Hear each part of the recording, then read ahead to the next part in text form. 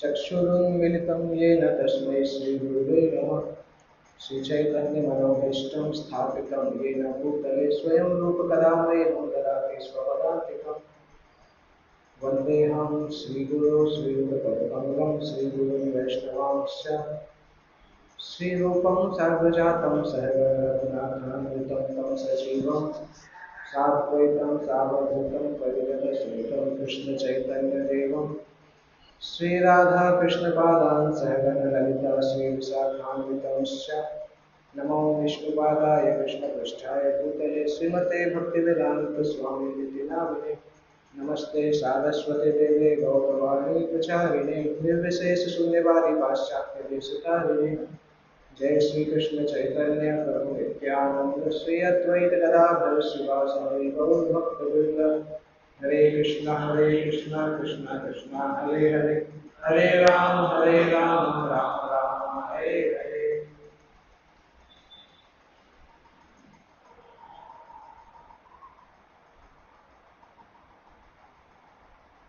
हरे कृष्ण। पिछले संडे की क्लास में आप में से कोई थे? पिछले संडे कौन आया था? आप आए थे? ये वाला श्लोक हुआ था कि बाकी था?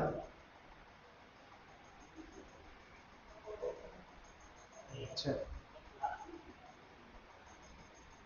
ठीक है, ये श्लोक से करते हैं। या तो ये श्लोक या इसके अगले श्लोक से करना था, तो ये श्लोक हम फिर से पढ़ सकते हैं, महत्वपूर्ण श्लोक है। 6वें अध्याय का 30 नंबर का श्लोक। यो मां पश्यति सर्वत्र सर्वं च मयि पश्यति तस्याहं न प्रणश्यामि स च मे न प्रणश्यति।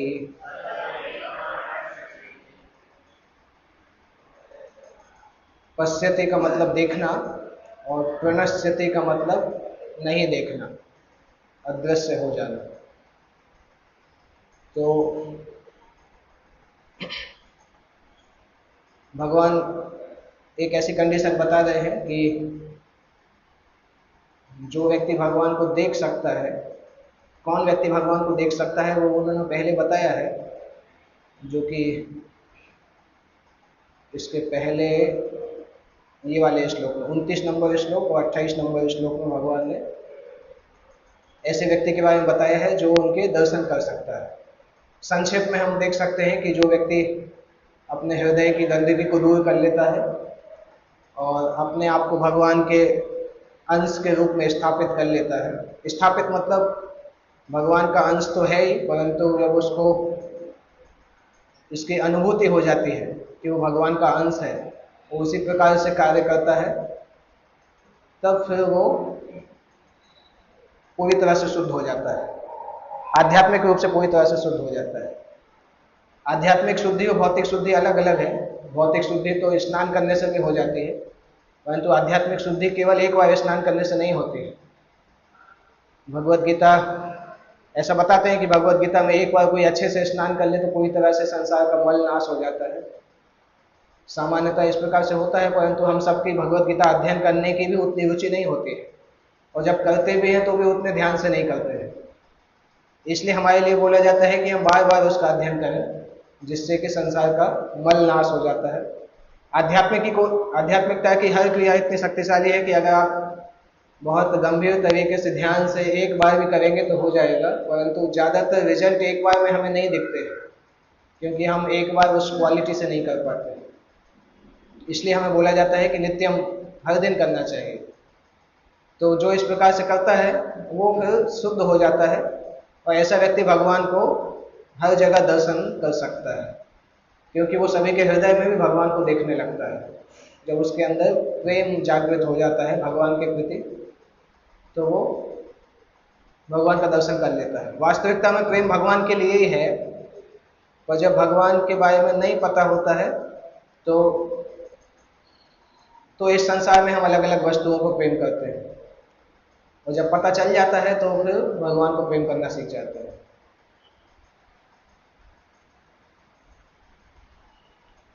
जैसे कल मैं एक उदाहरण सुन रहा था कि एक जेल थी, उस जेल में कैदियों को, नहीं जेल नहीं मतलब पागल खाना था, वहाँ पे पागल ही रहते थे। तो पागल खाने में एक एक्सरसाइज कराई जाती थी, एक वो होती जिसमें छेद छेद रहते हैं, उसमें से तेल डालते हैं, तो कच्चा तेल मतलब गंदगी है वो उसमें फंस जाती है, तेल नीचे चला जाता है। तो उससे हर पागल को ऐसा बोला जाता था कि आपको पानी भरना है इससे। पानी भरते थे, उससे पानी भरा ही नहीं जाता था, क्योंकि सब पानी नीचे चला जाता था। तो उसमें से जो व्यक्ति आगे पूछता था कि आपने ये क्यों दिया है, इसमें तो पानी तो भरा नहीं जाता है, इसमें सब कुछ छेद है। तो बोलते अच्छा मतलब अभी आपका पागलपन ठीक हो गया है, अभी आप बाहर चले जाइए। तो जिन जो पागल रहते थे उनको पता ही नहीं चलता था कि इसमें कुछ गड़बड़ी है। तो भौतिक संसार इसी तरह से है, लोग लगातार इंद्रियों का भोग करते रहते हैं और सोचते हैं संतुष्टि मिलेगी। जब किसी को पता चलता है कि इंद्रियों को भोग करने से संतुष्टि नहीं मिलती है, तब फिर दुर्गा देवी बोलती है कि अच्छा अच्छा आप अभी पागलपन से बाहर आ गए, तो अभी आपको दूसरी दिशा में जाना चाहिए। तो जब जब कोई व्यक्ति इस चेतना में आ जाता है कि इंद्रियों का भोग करने से संतुष्टि कभी नहीं मिल सकती है, कुछ देर के लिए व्यक्ति को अच्छा लगता है, बाकी संतुष्टि कभी नहीं मिलती है। इसको लगा ना,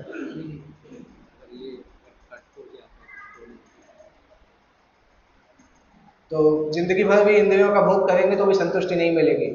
इनफैक्ट जिंदगी भर से कर ही रहे हैं, बहुत सारी जिंदगियों से कर रहे हैं, तब भी संतुष्टि नहीं मिल रही है। अभी भी हम ऐसे नहीं कि एकदम संतुष्ट हैं। कोई भी भोग इस तरह से होता है कि केवल मन को विचलित करता है, कुछ देर के लिए लगता है कि अच्छा हो गया। जैसे आपको कोई चीज़ बहुत अच्छी लगती है खाने के लिए भी, आप उसको बहुत खा लोगे और एक समय ऐसा लगेगा कि अब नहीं खाना है, परंतु वो भी तब तक ही लगे जब तक पेट भरा हुआ है। पेट खाली हो जाएगा तो फिर से उसको खाने की इच्छा होने लगेगी। तो कोई भी इंद्रिय भोग संतुष्टि नहीं प्रदान करता है, उल्टा उसको एजिटेट करता है। जैसे कहीं भागवतम में उदाहरण आता है कि इंद्रिय भोग जो है वो खुजली के जैसा होता है। जैसे कभी कभी खुजली होती है, व्यक्ति जितना खुजाता है धीरे धीरे उसमें से खून निकल आता है खुजली करते करते। उसका सॉल्यूशन क्या होता है कि खुजाना रोक के वहां पे दवाई लगाना पड़ता है, खुजाना बंद करना पड़ता है। डॉक्टर भी बोलते हैं कि खुजली मत करो नहीं तो बढ़ जाएगा। तो इंद्रिय भोग उसी तरह से है, जितना करते जाते हैं उतना ज्यादा और फंसते जाते हैं। तो जब उस स्थिति से व्यक्ति बाहर आता है तब वो इस अवस्था में आता है जो कि इस श्लोक में बताया गया है, यो माम पश्यति सर्वत्र सर्वम च मयि पश्यति। ऐसा व्यक्ति जो मुझको सभी जगह देखता है और हर वस्तु को मुझ में देखता है, तस्या हम न प्रणश्यामि। ऐसे व्यक्ति के लिए मैं कभी भी अदृश्य नहीं होता हूँ। सच में न प्रणश्यति, वह भी मेरे लिए कभी अदृश्य नहीं होता। जो भगवान को देखने की कला जानता है वो भगवान को हर जगह देख सकता है, और जिसको देखने की कला नहीं पता है वो कहीं भी नहीं देख सकता है। वो पूछता ही रहता है कि भगवान दिखाओ, भगवान कहाँ है, जबकि भगवान सभी जगह ही हैं, परंतु देखने की कला आनी चाहिए। जैसे प्रहलाद छोटे से बच्चे थे परंतु उनको दीवार के अंदर भी भगवान दिखते थे। हम प्रहलाद जैसे छोटे तो नहीं हैं, हम सभी प्रहलाद की उम्र से बड़े हैं, परंतु हमें भगवान नहीं दिखते। भगवान सामान्यता भी नहीं दिखते हैं, भगवान का विग्रह का दर्शन करने आते हैं तब भी हम सोचते हैं ये पत्थर है। तो उस 5 साल के बच्चे को दीवार में पत्थर में भगवान दिख रहे थे और हमें भगवान में पत्थर दिखते हैं। अपोजिट मानसिकता है। छोटे से बच्चे को पत्थर के अंदर भगवान दिख रहे हैं तो हमें भगवान में भी पत्थर दिख रहा है। डिपेंड करता है हमने अपनी आध्यात्मिक चेतना को कितना विकसित किया है। तो पहली लाइन जो है योमाम पश्यति सर्वत्र, जो मुझे सब जगह देखता है, उसका मतलब है कि भगवान एक चीज तो है, प्रभुपाद जी दो जगह से समझाते हैं कि अगर कोई व्यक्ति किसी को बहुत प्रेम करता है तो वो जहां आंखें बंद करता है वहीं वो देखता है, हर जगह वो देखता है उस व्यक्ति को या जिसको। और हम उदाहरण देखते भी हैं कि जवानी में जब कोई लड़का लड़की से आकृष्ट होता है तो कहीं भी जाता है उसको लड़के को लड़की दिखाई देती है। तो जनरल थोड़ा सा अनुभव हमें है, वो अपने कॉलेज की बुक खोलता है तो उस बुक में उसका वो दिखाई देता है। गाने भी इस प्रकार से बनाते हैं कि हर जगह तुम्हारी सूरत नजर आती है। तो वही चीज इसमें बात हो रही है। जब प्रेम की बहुत ज्यादा अधिकता होती है तो जिससे हम प्रेम करते हैं वो हर जगह दिखाई देता है। तो जब भगवान के प्रति प्रेम की अधिकता होती है तो व्यक्ति को भगवान का दर्शन करने के लिए कोई एक जगह जाने की जरूरत नहीं पड़ती, वो हर जगह दर्शन कर सकता है, क्योंकि प्रेम इतना ज्यादा होता है। उसका यहाँ पे वर्णन किया जा रहा है। वो एक तरीका है। दूसरा तरीका यह है कि भगवान अपनी शक्तियों के द्वारा सब जगह व्याप्त है। प्रभुपाद जी इसका उदाहरण देते थे कि एक माता पिता है, उसका छोटा बच्चा है। तो जब बच्चा पढ़ाई करने बाहर चला जाता है बड़ा होके, और माँ अपनी अलमारी की सफाई करती है तो देखती है कि बच्चा जब छोटा सा था तो उसके लिए उसने मोजे सिले थे, वो मोजे अभी भी रखे हुए हैं। तो उस मोजे को देख के उस माँ को बच्चे की पूरी याद आ जाती है, बचपन से लेके बड़े तक की सब याद आ जाती है। तो किसी व्यक्ति की कोई वस्तु है, उसको देख के हमें उस व्यक्ति से संबंध की याद आ जाती है। इसी तरह से अगर भगवान संसार में अपनी शक्तियों के द्वारा व्याप्त हैं, तो जब वो भक्त भगवान की शक्तियों को देखता है तो उसको देख के याद आ जाता है कि भगवान के प्रति प्रेम याद आ जाता है। तो इसके बारे में लिखा है कि जब प्रेम की इतनी अधिकता होती है तो उससे संबंधित कोई भी चीज होती है उसको देख के उसकी याद आ जाती है। जैसे श्रीमती राधा रानी का उदाहरण आता है, भगवान कृष्ण पीछे बैठ के बाल संवार रहे थे और जो भंवरा आया था तो मधुमंगल ने बोला था कि मैंने मधु को भगा दिया। अभी भगवान कृष्ण बगल में ही बैठे थे, परंतु राधा रानी को ऐसा लगा कि शायद मधु मतलब भगवान चले गए। तो जब उतनी प्रगाढ़ता होती है तो व्यक्ति हर जगह अपने बिलवेड का दर्शन कर सकता है। वही इसमें लिखा है कि जो व्यक्ति मुझे सब जगह देखता है और सब कुछ मुझ में देखता है। सब कुछ मुझ में देखता है का मतलब है कि सब वस्तुएं भगवान से निकली हैं, तो सारी वस्तुएं भगवान से संबंधित हैं, भगवान से अलग कुछ भी नहीं है। तो जो इस प्रकार से भगवान को देखने की आदत डाल ली है या जिसने ऐसी अवस्था प्राप्त कर ली है, उसके लिए ना तो भगवान कभी अदृश्य होते हैं और ना वो भगवान के लिए कभी अदृश्य होता है। कभी कभी हम देखते हैं कि जब नए भक्त होते हैं तो उनको बहुत ऊंचे भक्तों के फिजिकली पास जाने की इच्छा होती है। वो भी इस प्रकार से समझ सकते हैं कि कभी कभी हम देखते हैं कि मान लो कोई आध्यात्मिक गुरु आते हैं या हो सकता है अमोघ लीला प्रभु आते हैं या कोई गौर गोपाल प्रभु आते हैं, कुछ भक्त बोलते हैं प्रभु जी हमें पर्सनल बात करने का मौका मिलेगा क्या, या उनके साथ में फोटो खिंचाने का मौका मिलेगा क्या। तो ये भी उसी तरह से होती है कि हमें पता नहीं होता एक्चुअली एसोसिएशन कहलाता क्या है। हमें ऐसा लगता है कि साथ में सेल्फी अगर हम ले लेंगे, फोटो ले लेंगे, उसको इंस्टाग्राम पे डालेंगे तो लोगों को ऐसा लगेगा कि ये भक्त मुझे पहचानते हैं, जबकि वास्तविकता तो ऐसा है नहीं कि वो हमें पहचानते हैं। वो तो हर जगह जाते हैं तो ऐसे कई लोग फोटो खिंचवाते हैं। तो ये हम किस लिए करते हैं? केवल अपनी थोड़ी मिथ्या इमेज, फॉल्स इमेज को थोड़ा बढ़ाने के लिए, बाकी और उससे कुछ नहीं होता है। थोड़ा सा लोग, हमें ऐसा लगता है कि लोग सोचेंगे कि मैं इनका क्लोज हूं, बाकी और कुछ नहीं होता है। तो वास्तविकता में अगर हमें ऐसा करना है कि वो व्यक्ति हमें से याद रखे, तो हमें कुछ इस प्रकार से भक्ति करना चाहिए, ऐसा सेवा करना चाहिए कि वो व्यक्ति हाँ याद रखे कि अरे ये व्यक्ति हैं बड़ौदा में इस प्रकार से सेवा कर रहे हैं। नहीं तो फोटो खिंचाने के तो बहुत सारे लोग हैं, उनसे तो हर दिन कम से कम हजारों लोग आके उनके साथ सेल्फी खिंचाते हैं। वो कोई इतनी बड़ी बात नहीं है, उससे हमारा अहंकार ही बढ़ता है। आप देखेंगे अगर किसी को ऐसी बहुत इच्छा होती है बड़े बड़े लोगों के साथ सेल्फी खिंचाने की, आप देखेंगे उनको आध्यात्मिक जीवन में कोई ज्यादा फायदा नहीं होता है, क्योंकि फोटो खिंचाने से कोई आध्यात्मिक जीवन में प्रोग्रेस नहीं हो रहा है। वास्तविक प्रोग्रेस होता है जब वो साधु जो बोलता है उसको सुन के जीवन में अपनाना। भले ही वो आपको नहीं भी जानता हो, परंतु भगवान की कृपा आपको मिलेगी अगर आप उसके निर्देश पालन करने के लिए तैयार हो। जैसे लोग पूछते हैं कि आध्यात्मिक गुरु जो है वो हमें अलग से बुला के कुछ निर्देश देंगे तो बात अलग है, तब फिर हम अच्छे से मानेंगे। परंतु ये नहीं सोचते हैं कि 1000 लोगों में जो वो निर्देश दे रहे हैं, क्लास दे रहे हैं, वो हर निर्देश हर 1000 आदमी के लिए पर्सनल है। ऐसा नहीं है कि जो भागवतम क्लास में बोला जा रहा है और जो हमें कान में बुला के बोला जा रहा है उसमें कुछ डिफरेंस है, दोनों एक ही है। तो ये सोचना अपने आप में थोड़ा अहंकार के जैसा चीज है कि भागवतम क्लास में सुनना तो ठीक है, अलग से कुछ बोलेंगे तो ज्यादा इंपॉर्टेंट होगा। सभी इंपॉर्टेंट है, क्योंकि चाहे प्रभुपाद ने पुस्तकों में जो लिखा है वो भी उतना ही इंपॉर्टेंट है जो प्रभुपाद ने अपने शिष्यों को बुला के बोला था, समान इंपॉर्टेंट है। अगर कोई उसमें से प्रेरणा लेना चाहे तो उससे प्रेरणा लेके भी आगे बढ़ सकता है। तो इन सब चीजों से थोड़ा दूर होना चाहिए कि हम केवल, हालांकि इसमें गलत नहीं है कि हम फोटो खिंचाएं ये वो, परंतु उसके पीछे एकदम एब्जॉर्ब रहना कि मुझे अकेले में मिल जाए और कुछ मैं अकेले में बात कर लूँ। अगर जरूरत है तो कर सकते हैं, मान लो किसी को कोई समस्या है जो कि हमें सही में डिस्कस करना है तो कर सकते हैं, परंतु स्वभाव ऐसा नहीं होना चाहिए। उससे ज्यादा अच्छा है कि हम भक्ति की मुख्य क्रियाओं पर ध्यान दें, जिसको करने से हम भगवान के पास जाएंगे। उससे वो भी ज्यादा खुश होंगे कि कम से कम भक्ति ठीक से कर रहे हैं। कई भक्तों से ऐसे होते हैं जो कि जब बड़े लोग आते हैं तभी मंदिर में दिखाई देते हैं, उसके अलावा दिखाई भी नहीं देते, और जब बड़े लोग आते हैं तभी उछलते हैं आगे आगे हरे कृष्ण महामंत्र में, उछलते उछलते कि देखो आज ये आए हैं तो आज मुझे दिखाना है, उसके अगले दिन गायब हो जाते हैं। तो वैसे भक्तों से भक्ति नहीं होती है।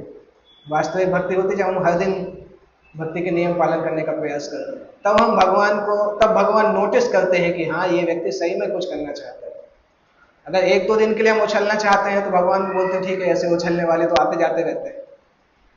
पर जब हम सही में भगवान के नियम पालन करना चालू कर देते हैं, तब भगवान भी नोटिस करना चालू करते हैं, अरे ये हर दिन मेरा नाम ले रहा है, हर दिन गीता भागवत को पढ़ रहा है, हर दिन कुछ ना कुछ सेवा कर रहा है। तब भगवान भी नोटिस करना चालू करते हैं कि कुछ तो है।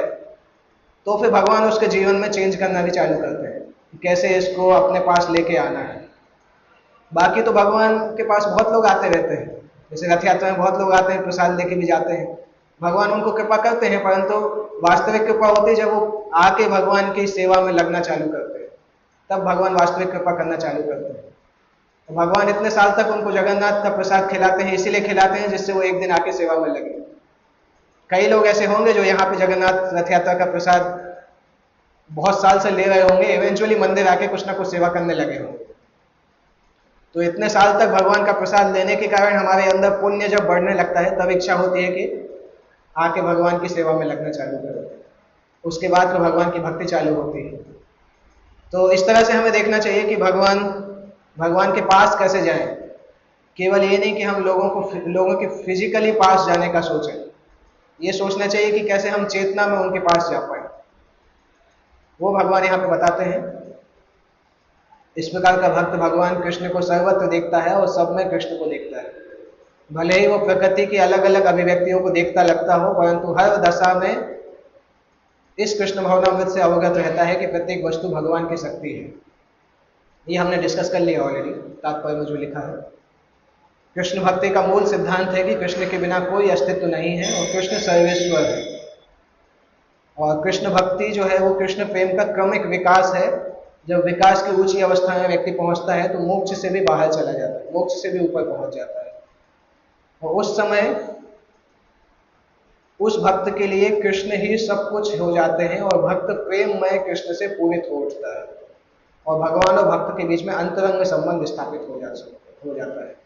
उस अवस्था में फिर भगवान कभी भी ऐसा नहीं होता है कि वो व्यक्ति भगवान को भूलेगा, क्योंकि वो प्रेम के द्वारा उसकी आंखों में प्रेम के अंजन लग जाते हैं, तो भगवान का हमेशा दर्शन कर सकता है।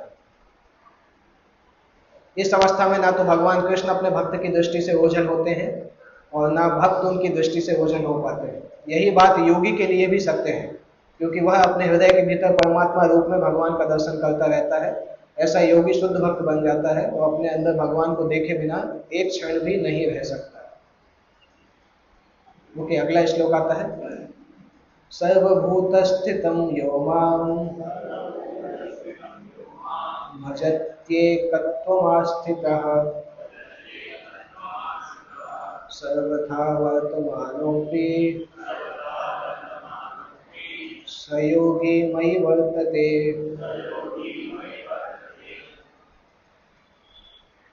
सर्वभूत स्थितम यो, ऐसा व्यक्ति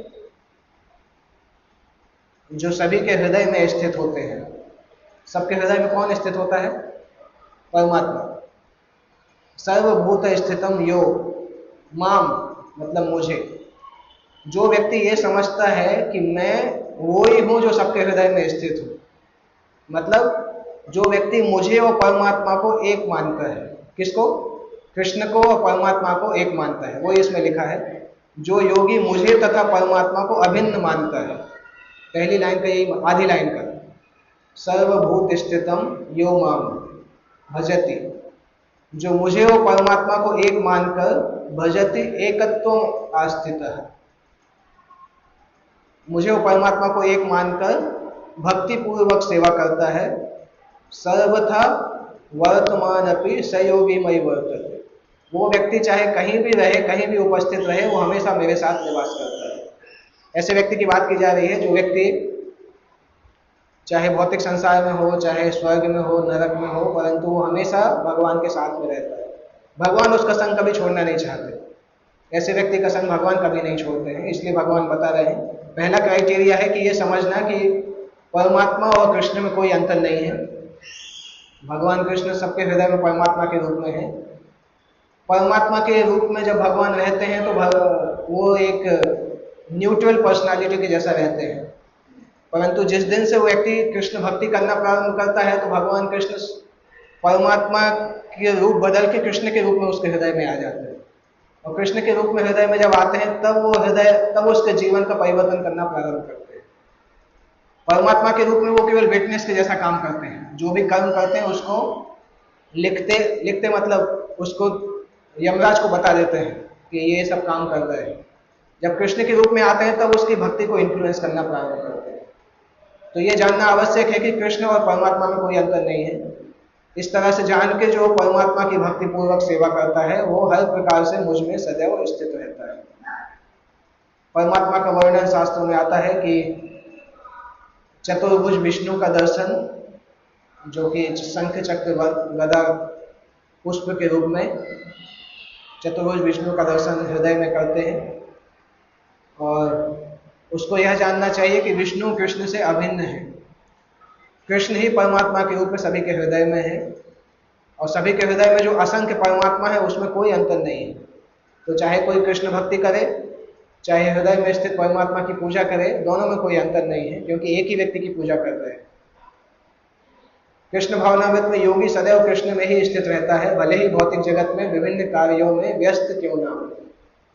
इसकी पुष्टि श्रील रूप गोस्वामी बताते हैं, निखिलासु अपि अवस्थासु जीवन मुक्त स उच्यते। व्यक्ति जो पिछले श्लोक में जैसा अवस्था बताया गया है, उस अवस्था को जब प्राप्त करता है तो वो हर अवस्था में जीवन मुक्त कहलाता है। और इसको समाधि की अवस्था बोलते हैं। अष्टांग योग पद्धति में इसको समाधि की अवस्था बोलते हैं। समाधि की सबसे ऊंची अवस्था कृष्ण भक्ति है, कृष्ण भावनामृत है।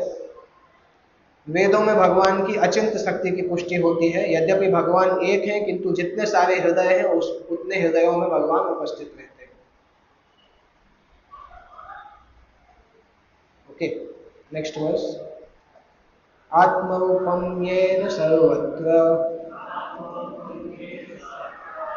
समं पश्यति योऽर्जुन, सुखं वा यदि वा दुःखं स योगी परमो मतः।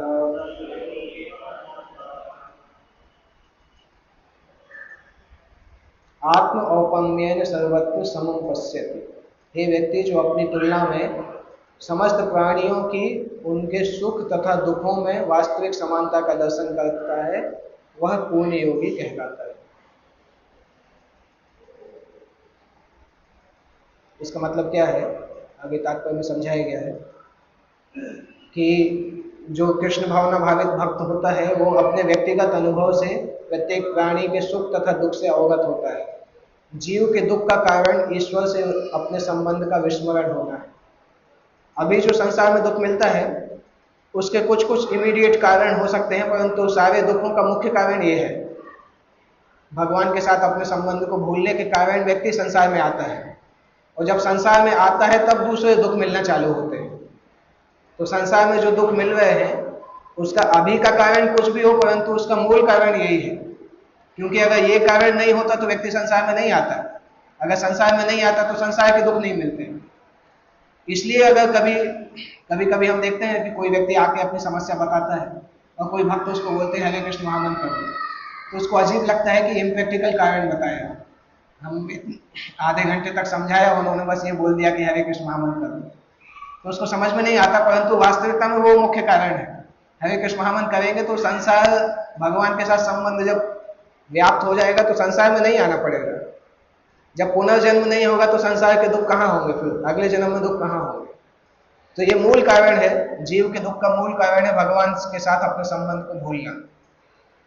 और सुख का कारण क्या है, मनुष्य कृष्ण को परम भोक्ता मानना, समस्त लोकों का स्वामी मानना, समस्त जीवों का परम हितैषी मानना। दो लाइन में पूरा कृष्ण भक्ति का फिलॉसफी आ जाता है। दुख का कारण है अपने संबंध को, भगवान के साथ संबंध को भूलना। सुख का कारण है भगवान को लोकों का स्वामी, जीवों का हितैषी और समस्त कार्यों का भोक्ता मानना। और चूंकि पूर्ण योगी ये जानता है, इसलिए वो हमेशा सुखी रहता है। उसको पता है कि बद्ध जीव केवल इसीलिए दुखी है क्योंकि वो भगवान को भूल चुका है, और इसीलिए कृष्ण भक्त जो होता है वो हमेशा प्रयास करता है कि कृष्ण के ज्ञान को हर जगह कैसे बांटा जाए, क्योंकि जितना ज़्यादा इसको बांटा जाएगा उतना लोग इस ज्ञान के बारे में जानेंगे और सुख को प्राप्त करेंगे। चूंकि पूर्ण योगी कृष्ण भावना भावित बनने के महत्व को घोषित करता चलता है, इसलिए वह विश्व का सर्वश्रेष्ठ उपकारी और भगवान का सबसे अच्छा सेवक है। न च तस्मान मनुष्येषु कश्चिन में प्रिय कृतमा। दूसरे शब्दों में भगवत भक्त सदैव जीवों के कल्याण को देखता है और इस तरह वह प्रत्येक प्राणी का सखा होता है। वह सर्वश्रेष्ठ योगी है क्योंकि वो स्वांतः सुखाय सिद्धि नहीं चाहता, अपितु अन्यों के लिए भी चाहता है। इसको कैसे समझ सकते हैं कि जब कोई व्यक्ति बहुत ज्यादा सुख में भरा होता है तब वो दूसरों को सुख देना चाहता है। इसको उदाहरण से कैसे समझेंगे? जैसे मान लो हमें गुलाब जामुन अच्छा लगता है, तो 2-3 गुलाब जामुन मिलेंगे तब हम खुद खाएंगे सबसे पहले, और 2-3 गुलाब जामुन की बजाय 2-300 गुलाब जामुन मिलेंगे तब खुद खाएंगे क्या? केवल कोई ऑप्शन ही नहीं रहेगा बांटने के अलावा। 2-3 की बजाय 10 भी खा लेंगे परंतु फिर तो बांटना पड़ेगा। तो कृष्ण भावना भक्त उसी तरह से होता है। जब कृष्ण भक्ति का सुख इतना ज्यादा है कि वो सुख भोगते भोगते उसको लगता है कि अभी मेरी लिमिट के बाहर चला जाएगा, तो अभी दूसरों को बांटना चाहिए, इसलिए वो दूसरों के लिए सुख चाहता है। बाकी लोग जो प्रचार नहीं करते उनको उनके पास उतना सुख ही नहीं रहता है, या सोचते हैं कि अभी दूसरों को दे देंगे तो हमारे पास कम पड़ेगा। परंतु कृष्ण भक्ति का सुख अनलिमिटेड है, जितना बांटेंगे उतना और ज्यादा मिलता जाता है। इसलिए कृष्ण भक्त हमेशा दूसरों के लिए सुख, दूसरों को बांटना चाहता है। यही अंतर है जो एक भगवत भक्त तथा आत्मोन्नति में रुचि वाले योगी में होता है। जो योगी पूर्ण रूप से ध्यान धरने के लिए एकांत स्थान में चला जाता है वह उतना पूर्ण नहीं होता जितना कि वह भक्त जो प्रत्येक व्यक्ति को कृष्ण भावना भावित बनाने का प्रयास करता रहता है। तो यहाँ पे भगवान ने उस भक्ति की ऊंची अवस्था का वर्णन किया। इसका वर्णन सुन के अर्जुन को एक दूसरा चीज आया कि अर्जुन को 2 प्रकार के प्रश्न आए कि जिस प्रकार से आपने जो योग अभी अभी बताया है सुनने में अच्छा लगता है, परंतु ये स्थिति में पहुंचना कितना आसान है, ये अर्जुन को डाउट था कि इतनी ऊंची अवस्था कैसे प्राप्त करेंगे। और दूसरा, इस अध्याय के शुरू में भगवान ने ये भी बताया था कि मन को नियंत्रित करना चाहिए। तो अर्जुन को ये 2 प्रश्न आते हैं कि एक तो ये प्रश्न आता है जिस प्रकार की पद्धति आपने बताई ऐसी ऊंची अवस्था में पहुंचना तो मैं चाहता हूं, परंतु जो प्रोसेस आपने बताई वो बहुत कठिन जैसी लग रही है। तो क्या होगा अगर मैं इस प्रोसेस को पूरा नहीं कर पाऊंगा? मान लो मैंने करना चालू किया और बीच में भटक गया या पूरा नहीं कर पाया तो क्या होगा? दूसरा, मन इतना पूरा क्यों नहीं कर पाएंगे? क्योंकि मन इतना चंचल है कि हो सकता है मैं मन को नियंत्रित नहीं कर पाऊं। तो अगर मैं इसमें भटक गया तो क्या होगा? ये प्रश्न कई लोगों को आता है, नेचुरल आना भी चाहिए। हमें भी इस प्रकार से प्रश्न आता है कि भक्ति करना चालू किया, अगर पूरा नहीं कर पाए तो क्या होगा? भक्ति करने के लिए हमने अपनी पुरानी आदतें छोड़ दी, जो हमारे मित्र थे जिनके साथ हम 9 से 12 का शो देखने जाते थे उनको छोड़ दिया, और नशा करना छोड़ दिया, मांस खाना भी छोड़ दिया। अभी वो लोगों ने भी मुझे भगा दिया है, और अगर भक्ति भी मैं अच्छे से नहीं कर पाया तो क्या होगा? ये प्रश्न आता है जनरल। वही प्रश्न अर्जुन को आया है। अर्जुन उस प्रश्न को पूछते हैं कि मैं प्रारंभ करूंगा, एंड नहीं कर पाया तो क्या होगा? कहीं ऐसा तो नहीं होगा कि दोनों नाव पर पैर रखने के कारण नीचे जमीन पानी में गिर जाएंगे? वही अर्जुन का प्रश्न है, और इस प्रश्न का उत्तर देते देते यह अध्याय खत्म हो जाएगा। इस अध्याय के अंत तक ये इस प्रश्न का उत्तर भगवान देते हैं। तो हम देखते हैं अर्जुन 1, 2, 3 या 4 श्लोकों में प्रश्न करते हैं। अर्जुन उवाच योऽयं योगस्त्वया प्रोक्तः साम्येन मधुसूदन एतस्याहं न पश्यामि चंचलत्वा स्थितिं स्थिराम्। अर्जुन ने कहा, यह अयम योगः त्वया प्रोक्तः, आपके द्वारा जो ये योग पद्धति अभी अभी बताई गई है, साम्येन मधुसूदन, हे मधुसूदन, आपके द्वारा ये जो सामान्य योग पद्धति अभी अभी बताई गई है, मुझे ऐसा लगता है कि मैं इसको कर नहीं पाऊंगा। एतस्याहं न पश्यामि चंचलत्वास्थितं स्थितो, क्योंकि मेरा मन बहुत चंचल है, मन बहुत अस्थिर है, इसलिए मुझे लगता है कि ये योग पद्धति मेरे लिए इम्प्रैक्टिकल है और मैं इसको शायद कर नहीं पाऊंगा। हमारे भक्त लोग भी कई बार बोलते हैं कि 16 माला करना, 4 नियम पालन करना बहुत कठिन होता है। कभी कभी हम गलती करते भी हैं, जब हम विशेष रूप से ऐसे लोगों के साथ रहते हैं जो कि भक्ति नहीं कर रहे हैं, तो हम भी कई बार गलती करते हैं। तो ये प्रश्न मन में आता है कि पता नहीं चैतन्य महाप्रभु को तो जब करते करते आंसू आते थे, हमें कभी आएंगे कि नहीं आएंगे, या हमेशा तो सोते सोते ही जिंदगी निकल जाएगी, क्योंकि जब के समय हम ज़्यादातर सोते ही हैं। तो वो दिन हमारे पास आएगा कि नहीं आएगा, भक्तों को लगता है कई बार। कभी कभी बहुत साल भक्ति करने के बाद भी ऐसा लगता है, डाउट होता है, उसको बोलते हैं middle age crisis. Middle age crisis का मतलब कि बहुत साल भक्ति किया परंतु अभी भी ऐसा लग नहीं रहा कि बहुत एडवांस हो गए, तो हमें भी लगता है पता नहीं क्या होने वाला है, इस जन्म में होगा कि अगले जन्म में होगा, क्या होगा, डाउट आने लगता है। तो वो डाउट अर्जुन को इस प्रकार से आ रहा है कि जो आप प्रोसेस बता रहे हैं, पता नहीं मैं कर पाऊंगा कि नहीं। भगवान ने इस अध्याय में सुचौदे से करीब 15-20 श्लोकों पहले चालू किया था बताना कि स्वच्छ स्थान पर बैठकर योग पद्धति करना चाहिए। तो वो सब कुछ अर्जुन ने सुना, उसको अर्जुन असमर्थता के कारण, अपनी असमर्थता के कारण अस्वीकार कर रहे हैं। इस कलयुग में सामान्य व्यक्ति के लिए यह संभव नहीं है कि अपना घर छोड़कर पर्वत या जंगल के एकांत स्थान में जाकर योगाभ्यास करे।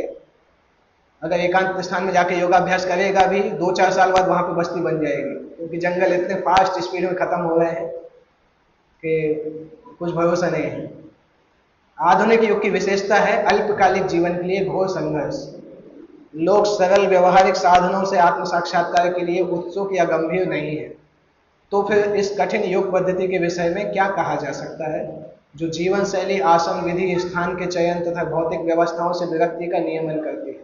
एक्चुअली जंगल जाना तो छोड़, दूर की बात है, जंगल या पर्वत जाना की दूर की बात है।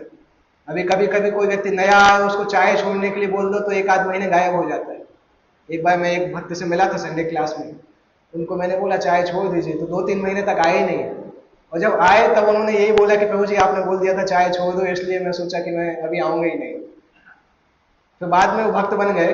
और सोचिए, जंगल जाने की बात तो दूर की बात है, चाय के लिए लोग मुश्किल होता है चाय छोड़ना। इस प्रकार से कलयुग में हालत है। तो जब जीवन शैली बदलने का बोला जाए, आसन की विधि बताई जाए, स्थान का चयन, भौतिक व्यस्तताओं से विरक्ति, तो कोई व्यक्ति आगे आना नहीं चाहता है। इसलिए अर्जुन ने सोचा कि ऐसी योग पद्धति असंभव जैसी लगती है। हालांकि भगवान ने यहाँ पे जो बताया था ये बहुत कठिन था, हम अभी जो कर रहे हैं उसकी तुलना में। हमें तो कुछ ज्यादा बोला नहीं जाता है, केवल 16 माला का जप, 4 नियमों का पालन, वो ही हमें इतना कठिन लगता है। यहाँ तो भगवान ने बहुत कुछ बताया था, पर ये 5000 साल पहले की बात थी, और अभी 5000 साल में हम और नीचे आ चुके हैं, तो अभी 16 माला 4 नियम भी हमें बहुत कठिन लगता है। अर्जुन राजवंशी थे, अनेक सद्गुण थे, योद्धा थे, दीर्घायु थे, और सबसे बड़ी बात थी भगवान कृष्ण के मित्र भी थे। उसके बाद भी 5000 वर्ष पहले अर्जुन ने कई ऐसी सुविधाएं प्राप्त होने के बाद भी ऐसी योग पद्धति स्वीकार करने से मना कर दिया था।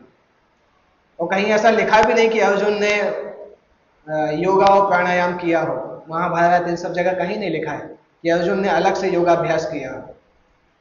तो जब अर्जुन ने उस समय मना कर दिया था, तो अभी करना कितना कठिन होगा, उस पद्धति के द्वारा भगवत भक्ति प्राप्त करना। इसलिए अभी हम देखते हैं कि योग प्राणायाम के द्वारा लोग केवल अपनी बीमारियों को सही करते हैं, शरीर को अच्छा करते हैं, क्योंकि योग प्राणायाम के द्वारा भगवान को प्राप्त करना कलयुग में प्रैक्टिकली असंभव हो गया है। 5000 साल पहले बहुत कठिन था, तो अभी 5000 साल बाद वो असंभव हो चुका है। तो अभी जो योगा प्राणायाम जो बताया जाता है, उसका अध्यात्म से कोई बहुत ज्यादा संबंध नहीं होता है। वो ज्यादातर शरीर के रोगों को, शरीर को स्वस्थ रखने के लिए किया जाता है, आध्यात्मिक क्रिया के जैसा नहीं किया जाता। कोई भी योग प्राणायाम की क्लासेस में आपने सुना नहीं होगा कि आप इसको करोगे तो समाधि में भगवान विष्णु को देखोगे। किसी ने सुना? बहुत सारी योगा क्लासेस होती हैं, कोई टीचर ने आज तक नहीं बताया होगा, क्योंकि उसका ये उद्देश्य खत्म जैसा ही हो गया है। ना तो टीचर को पता है ना स्टूडेंट को पता है। तो अभी वो केवल फिजिकल एक्सरसाइज के जैसा किया जाता है। उसका आध्यात्मिक दृष्टिकोण जो है वो धीरे धीरे खत्म होता जा रहा है।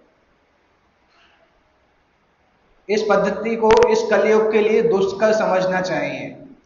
कुछ विरले लोग होंगे जिनको ये पद्धति मिलेगी, परंतु सामान्य लोग असंभव होंगे। कुछ लोग हैं अभी भी।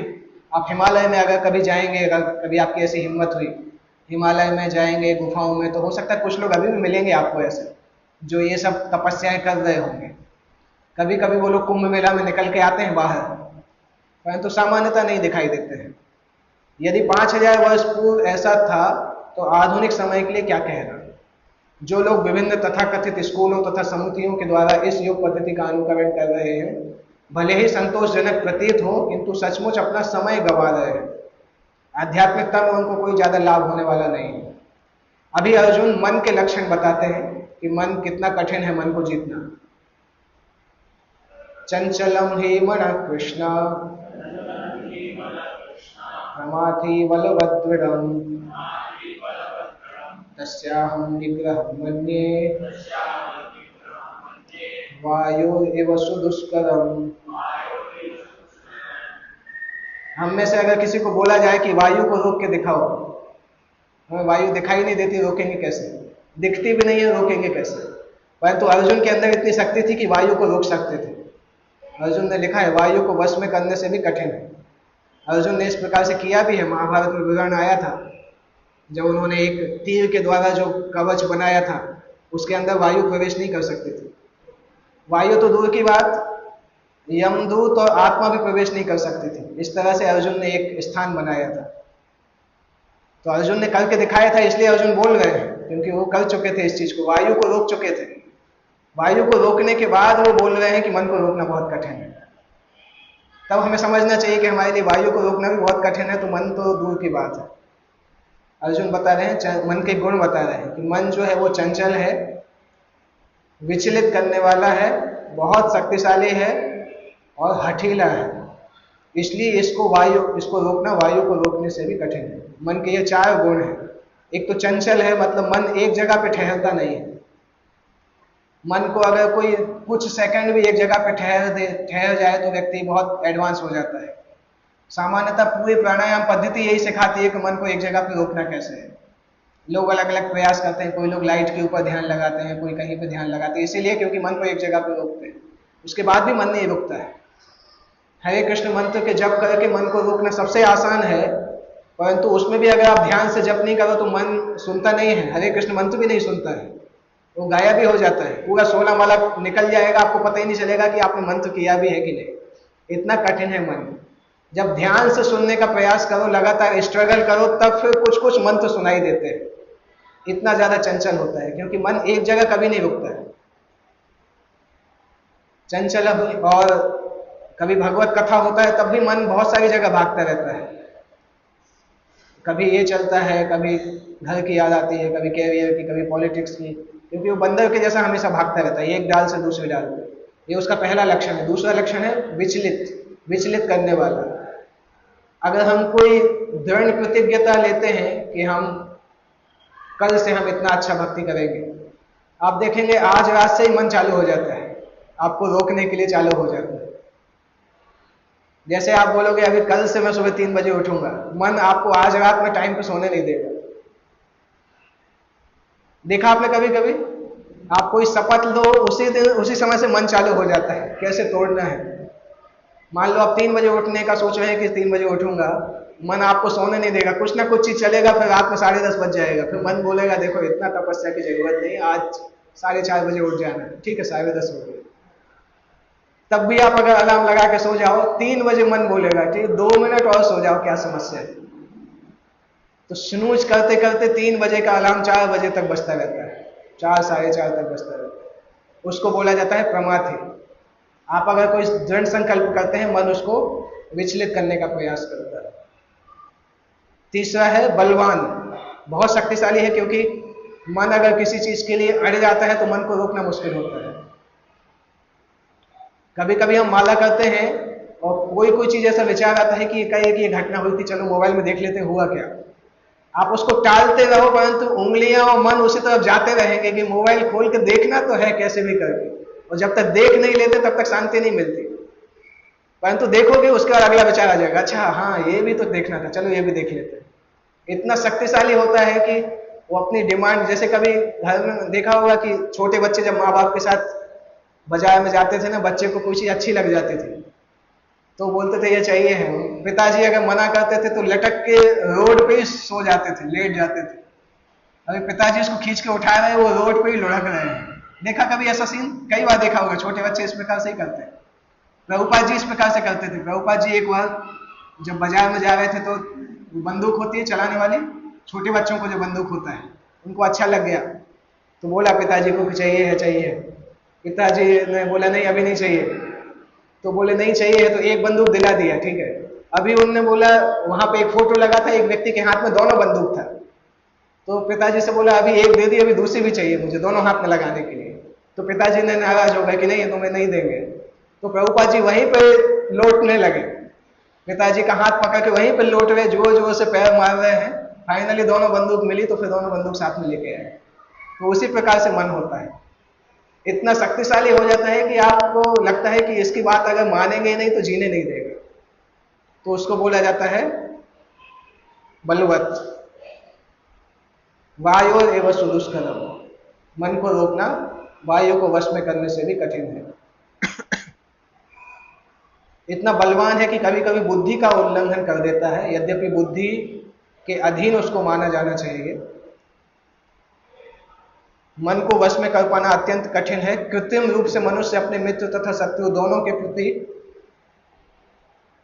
मानसिक संतुलन स्थापित कर सकता है, किंतु अंतिम रूप में कोई भी संसारी पुरुष ऐसा नहीं कर पाता, क्योंकि मन को रोक पाना वायु को वश में करने से कठिन है।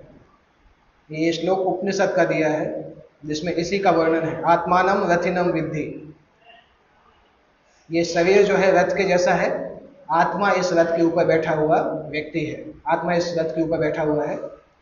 बुद्धिम तु सारथी, बुद्धि जो है वो सारथी के जैसा है। मनः प्रग्रहम एवच, मन जो है वो लगाम के जैसा है। इंद्रियां जो है वो घोड़े के जैसे है। इस प्रकार से वर्णन किया गया है। यद्यपि बुद्धि के द्वारा मन को नियंत्रित करना चाहिए, जैसे सारथी लगाम को पकड़ के नियंत्रित करता है, परंतु मन इतना प्रबल और हठी है कि बुद्धि से भी जीत पाना मुश्किल हो जाता है। जिस प्रकार अच्छी से अच्छी दवा द्वारा कभी कभी रोग वश में नहीं हो पाता, ऐसे प्रबल मन को योगाभ्यास द्वारा वश में किया जा सकता है, किंतु ऐसा अभ्यास कर पाना अर्जुन जैसे संसारी व्यक्ति के लिए व्यवहारिक नहीं होता।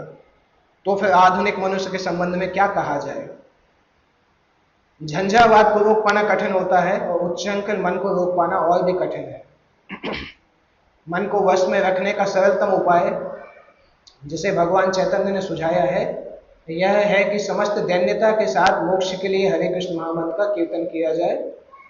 मनुष्य को चाहिए कि वह अपने मन को पूर्णतया कृष्ण में लगाए, तभी मन को विचलित करने के लिए अन्य व्यस्तताएं शेष नहीं रहेंगी।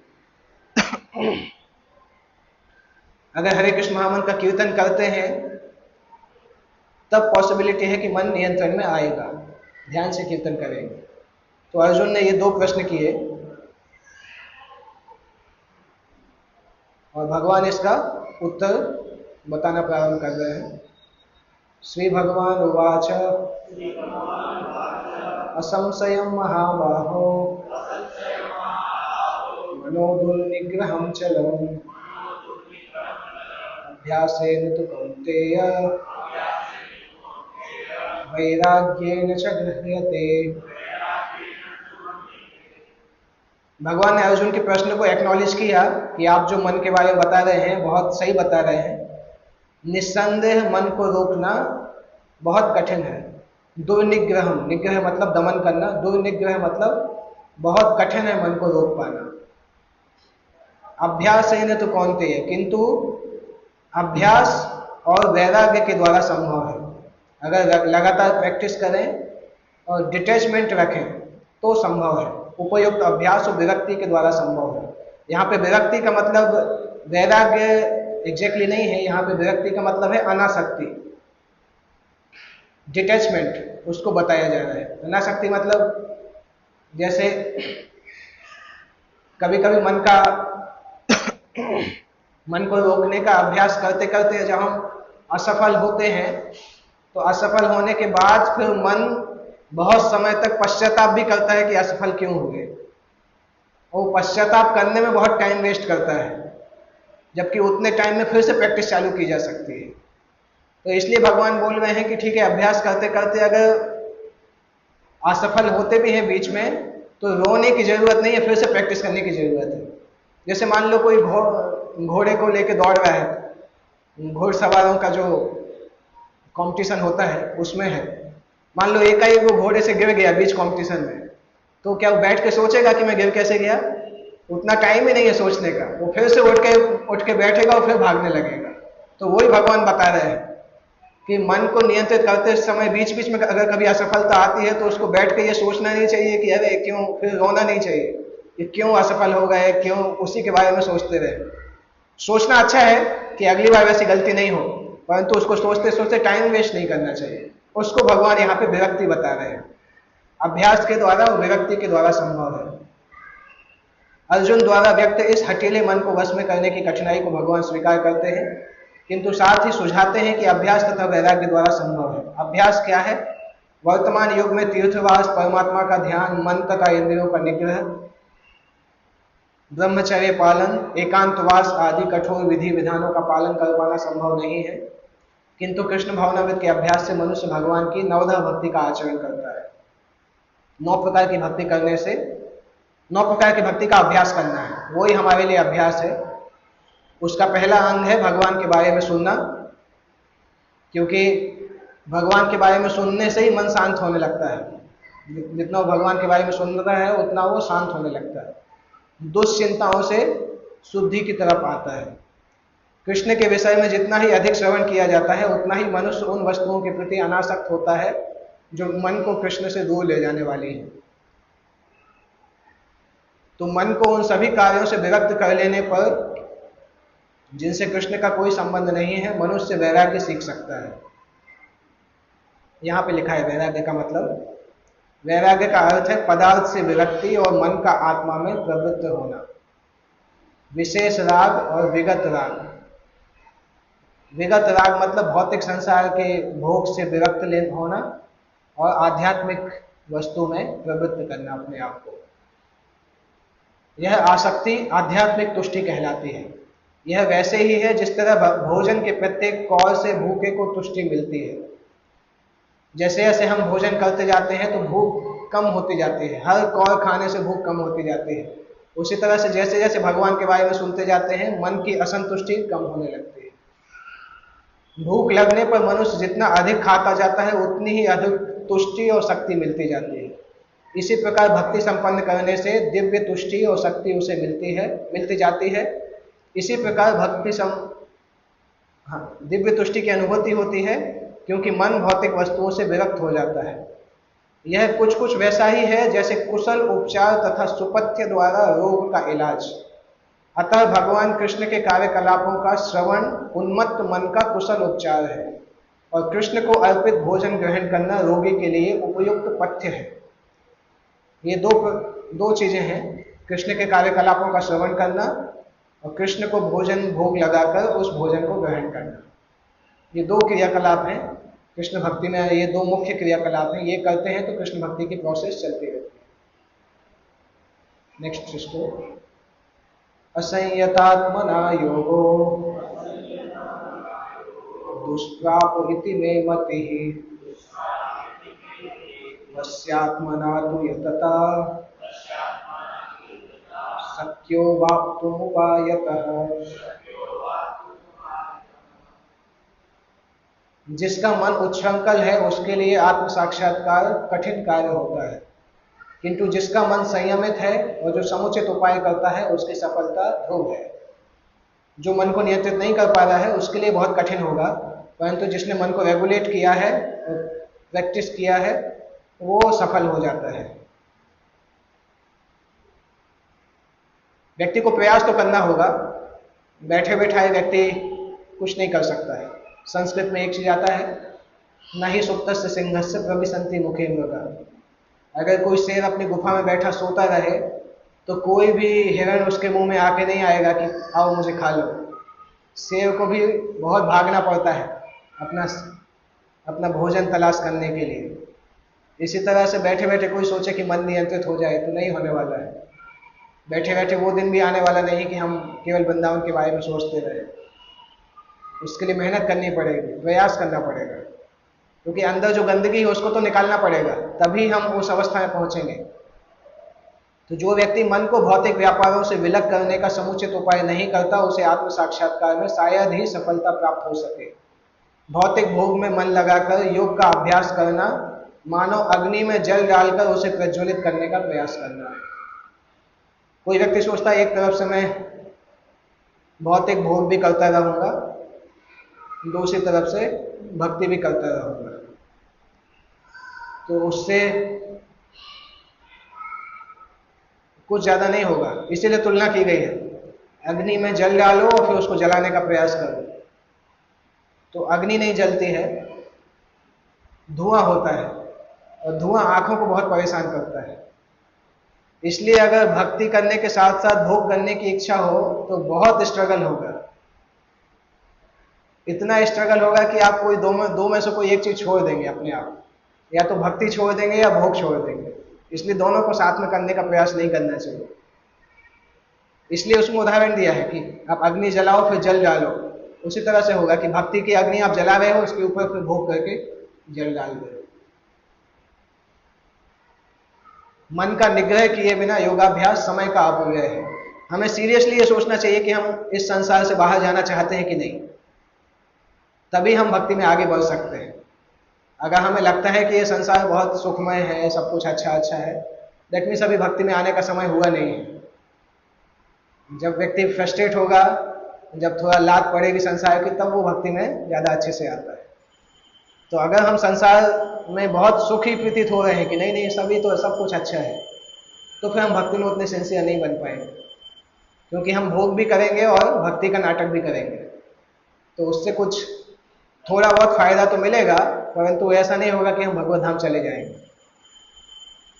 इसलिए लिखा है योग का ऐसा प्रदर्शन भौतिक दृष्टि से हो सकता अच्छा हो, किंतु आत्म साक्षात्कार के लिए वो व्यर्थ के जैसा है। वैसी भक्ति करने से कई बार व्यक्ति की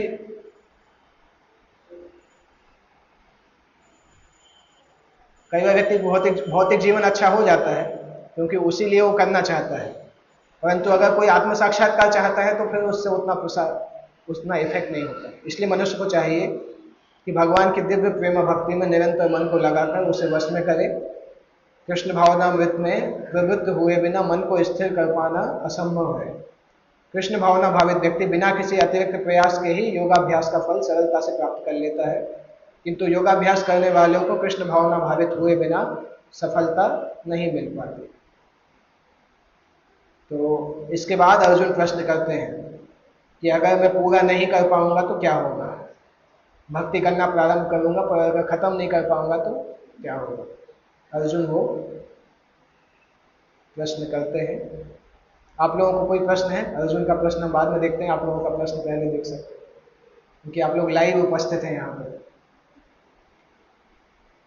कोई प्रश्न है इससे संबंधित या कोई भी प्रश्न? कितने बजे तक करते हैं? इसके बाद माला करना है।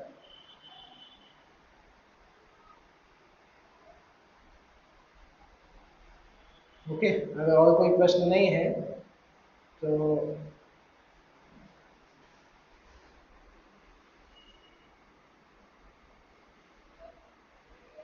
अगले 3 श्लोकों में अर्जुन प्रश्न करते हैं। मुख्य यही प्रश्न है कि मैं इसको करना प्रारंभ करूंगा, उस योगी की गति क्या है जो प्रारंभ में इसकी विधि स्वीकार करता है परंतु विचलित हो जाता है। और ऐसा व्यक्ति आध्यात्मिक तथा भौतिक दोनों ही सफलताओं से च्युत नहीं हो जाता। तब एक उदाहरण देते हैं अर्जुन, कभी कभी बादलों के एक समूह में से एक बादल अगर छूट जाता है तो वो बादल घूम जाता है आकाश में। वो उदाहरण अर्जुन दे रहे हैं कि ऐसा तो नहीं होगा कि भौतिक संसार में भी कुछ नहीं मिलेगा, आध्यात्मिकता में भी कुछ नहीं मिलेगा। ये मेरा संशय है, इसे आप दूर करिए। ये अर्जुन का लास्ट प्रश्न है इस अध्याय का। 40 नंबर श्लोक से फिर भगवान उसका आंसर देना प्रारंभ करेंगे। 40 से लेके 47 तक भगवान इसी प्रश्न का उत्तर देते हैं। तो नेक्स्ट वीक हम उसको 37 नंबर श्लोक से करेंगे, अर्जुन के प्रश्न से। ओके,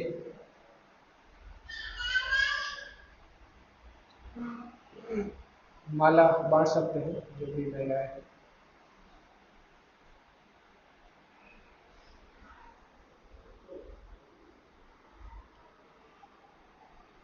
लो जी, इसको रोक दीजिएगा, इसको इसको